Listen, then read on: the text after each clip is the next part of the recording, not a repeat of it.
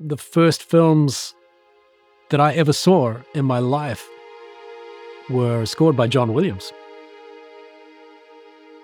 This is sort of taking me back there. This sounds like that kind of era of string orchestra. The way that the music can depict characters, emotions, and really carry the story was so magical to me. Especially that moment when the bicycle is riding across the moon. The film would just not be the same without the music. When I first heard Lux, played a few notes and I thought, oh wow, I'm really back in that theater. I could not believe the sound coming out of the speakers. It really felt like I was in the room conducting a string orchestra. While I've definitely had a lot of wow moments with sample libraries in the past, there hasn't been one that made me feel like I was in the room with the strings.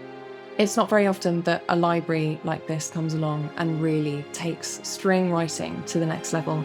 Every time I'm thinking like, oh man, can I do this in LUX? I go a little deeper into the menus and I find the articulation I need. And so far, yeah, I haven't thought of something that isn't in there. We have a bleed mic track for string bleed mics, and we have a bleed track for all the other bleed mics. And I think it contributes to a very natural sound. I can really tell, as a string player myself and as a composer, that LUX was designed with composers in mind and by composers, and they've really listened to what we need. The amount of articulations that it has is spectacular. The miking options that it has is brilliant.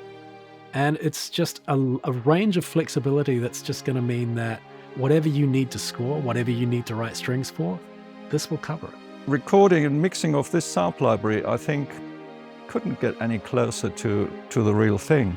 And it does come through with a very LUX user experience and a very LUX expensive sound. It bowled me over right away. I want to hear brass like this. I want to hear percussion like this. I want to hear woodwinds like this. It's amazing.